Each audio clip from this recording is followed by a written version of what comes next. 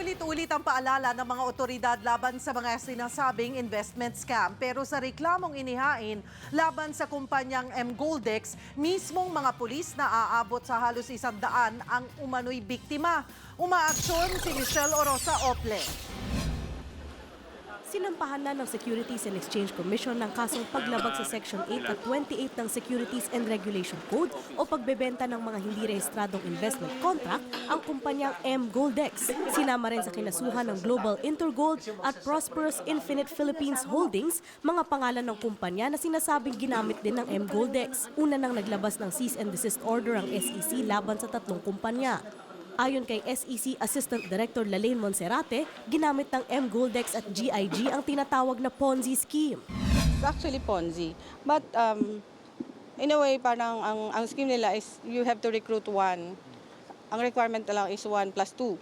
So you join, then you recruit 2. Then you are placed in a chart, in a table. And then if the 18 slots, I think, or 15 slots are filled up, then you get the commit. Aminado ang mga otoridad, pahirapan ang paghuli sa mga gumawa rito, lalo pat madalas na online lamang ang transaksyon. The operations of this company are into Facebook and other internet vehicles or social media. So it would be hard for us to go after this. So, but this is a joint effort of the DILG. Without the help of the DILG, PNP, Anti-Cybercrime Group, CIDG, BIR, also NICA, kung hindi po kami tinulungan, hindi po namin ito ma-achieve.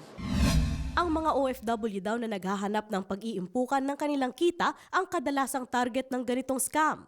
Pero sa kaso ng Goldex, kasama sa mga umano'y na biktima ng scam ang 2 aktibong miyembro ng Philippine National Police. 2 lamang sila sa nasa 95 pulis na na-recruit ng kanila ring kabaro. Tinatayang higit sa 2 milyong piso bawat isa ang kanila raw na invest para sa kumpanya pero walang nakabalik na interes o kita sa kanila. Paulit-ulit ng paalala ng SEC, huwag basta magpapadala sa mga biglaan at malakihang interes na ipinapangako ng mga nagpapakilalang investment company. As we have always said, if the return is too good to be true, it's false. Where will you get all these returns? Try to compare the interest that you get in established banks.